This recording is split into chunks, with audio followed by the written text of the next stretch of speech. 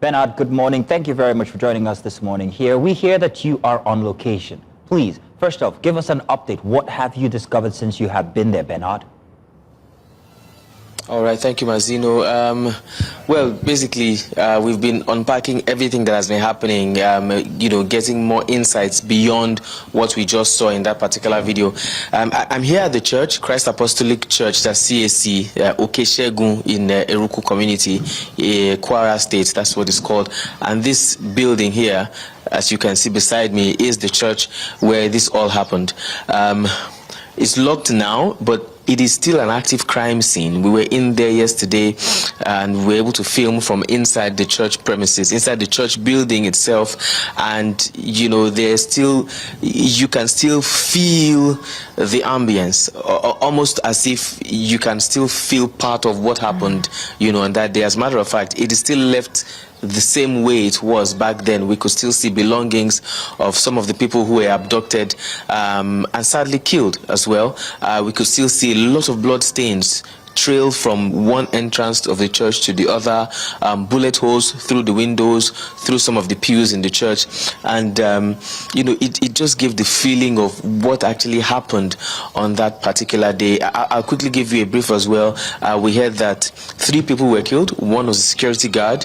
The second person the security guard was killed and his wife was abducted. Another gentleman too was also killed, and then I think he too had a family member who was abducted, and then the third person was killed in the bushes.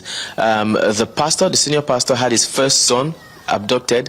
Another pastor had his older sister also taken away, and then we have a pastor here who his wife was equally taken.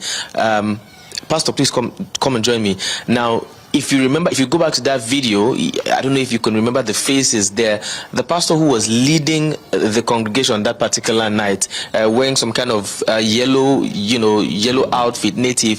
He's the one here right now, Pastor Rotimi. Yeah. And unfortunately, his wife was taken. Pastor Rotimi, thank you for joining us. Good morning, sir. Yes.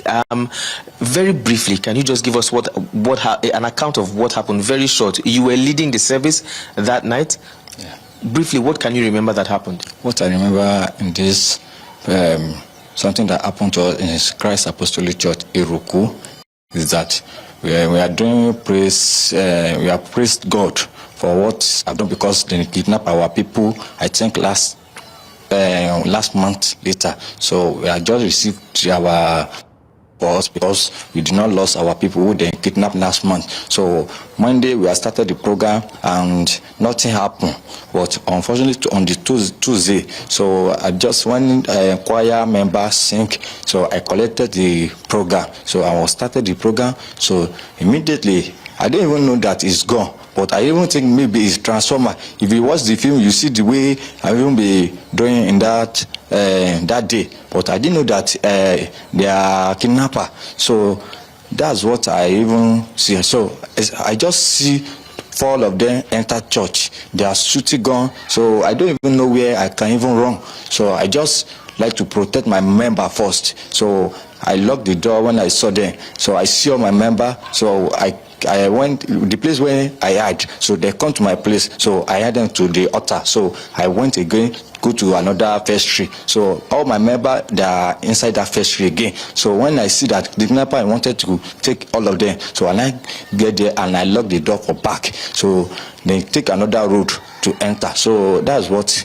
I even know. Okay, so since then, have you heard from your wife? Have you heard from the people? We heard that 38 people have been kidnapped, women, men, and children. Have you heard from your wife since then? No, I've never heard anything. But then call us and see not before yesterday, sir. So in the night, they said they wanted to speak with us. So it's one of the people when they kidnapped even messaged me because I didn't even pick call when they call my number. Because I didn't know the number, I didn't pick it. But later, as I saw a message that is the one, that is the part of those people who they kidnapped, they wanted to speak with me. Oh, I said no problem. And I called them back. So the time when I called them, they said they want to speak for those people who hear their language. We should find ourselves between 8 o'clock in the night. So we should gather ourselves so they can speak with us. I said, okay, no problem. So when the time of it. So we find one of our member that hear their language, or Hausa language, they let me say they hear their language. We hear Hausa language, so we gather ourselves in the mission, and they speak with us that we should go and bring 100 million for power, one person. So I said this is our, then speak with our elder Agbabiaka and our boss, Pastor Eni Bamidele. We are all there together.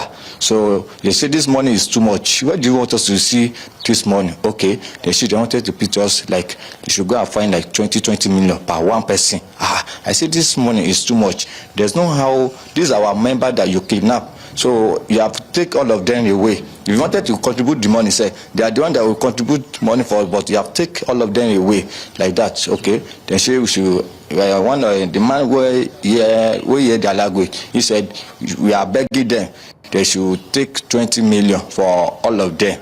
So they said no, except 20 million for one person. So when we calculate 20 million for per one person, that is 760 million naira. So we are still begging them that this money is too much. They say should go and think.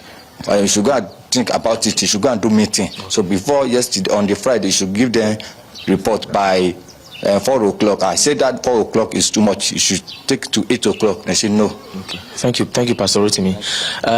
So Mazino, well, basically, that's the brief of what has happened here. The bandits demanded 100 million on each person's head, 100 million times 38 people, and then they were able to negotiate and beat it down to 20 million. But even at that, looking at the community, you will know that it is practically impossible for the people here to generate or to cough out 20 million per person. Again, 38 people kidnapped, men, women, and children, 3 people killed, and this is the situation at the moment. Benerd, I know you have to be up and out of Kwara very soon, but I have to ask you this question since you are on ground. It's something that has bothered a lot of people all through the week. Now, it's based on the Christian genocide suggestion that is being made by the American president. Now, this situation here, albeit that it is rather sad, we have to unpack it and ask that question still. For one thing, every conversation that you've had there with the gentleman, the pastor whom you've just spoken with, indicates that these bandits seem to be in this for the money. Now, I don't know if commerce is the driving force. I don't know if poverty is another one. I don't know if there are religious undertone to it, even if this happened inside of a church. But being on ground, how would you define what you met? So I'd say I think it's a potpourri of everything that you have mentioned. I wouldn't tie it to religion or to poverty or to the state of the nation or whatever you want to say. But what I see is like there's a cyclic functional wheel here. So I've been covering some of these cases for a while, and I've seen that there's something common amongst these bandits and kidnappers. So they kidnap, they demand for huge sums of money.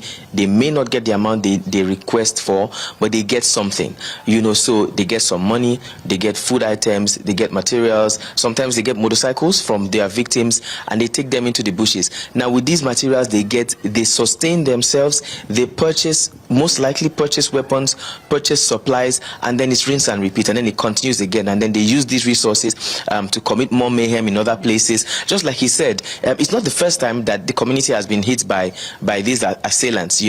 Again, I would like to bring to the fore that the road leading to the community is in a deplorable state, which is the first issue. And I'll quickly have one of the honorables here who will join me to speak about that in a short while. But it is in such a deplorable state that the bandits have been attacking people using these roads, which is also part of the reason why we would like to leave the community as while there's still daylight. A journey that should take just about 2.5 hours will be taking over 4 hours, and once you are caught on that road, you are sitting ducks. So they use this opportunity to kidnap the transporters, to kidnap motorists, take them into the forest, demand ransom from them, and then use this ransom to purchase supplies for themselves, and then it's rinse and repeat, like I said. I'd quickly like to call the Honorable here so that, for a few minutes, he can also chip in something. Honorable, good morning. Good morning. Yeah. We'd like to ask, we know that the governor was here some days ago. Yes. What were the issues that he addressed when he came here, particularly because of this kidnapping? Thank God for what has God had done for us in our community. Immediately the executive governor of Kwara State, Madam Abrasak, helped the issue. She came to Eruku to come and visit us and entered the church, see what the kidnappings are done for the church.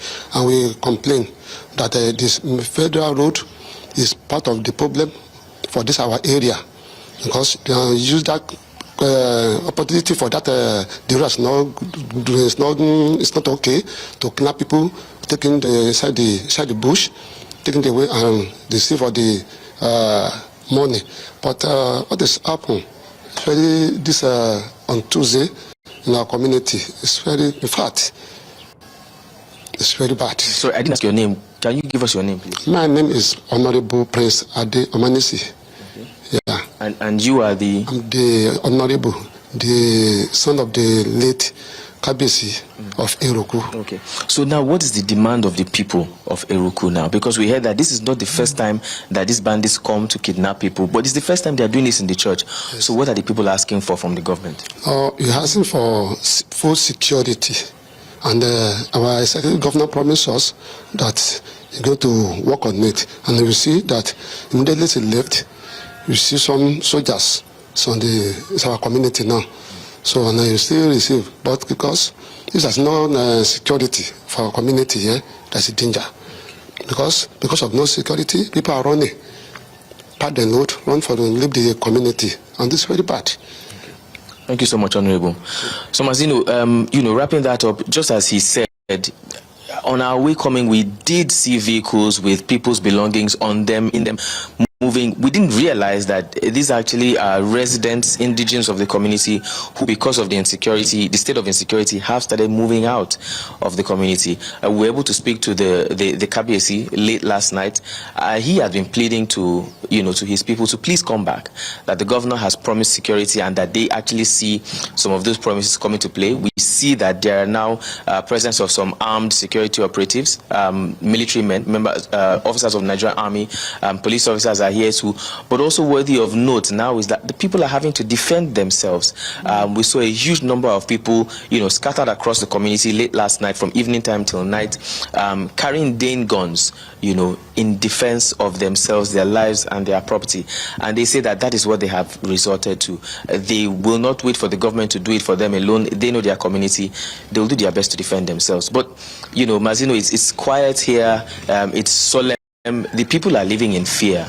And I'll wrap this up by saying, yesterday while we were filming, I did mention when the bushes, they were taking us to where one of the people who was kidnapped was killed in the bushes.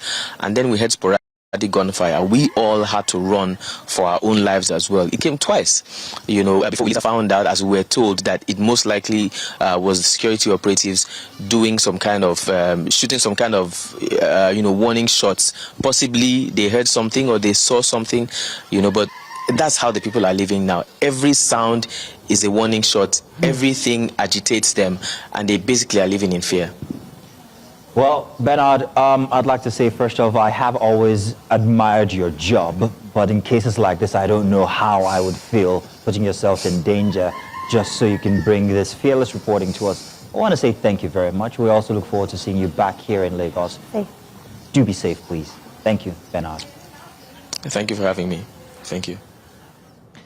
Very sad situation there. The visuals are still very fresh, and we hope that the conditions get better. We hope that those kidnapped are found, but we'll continue to bring more updates as it comes to us here at News Central.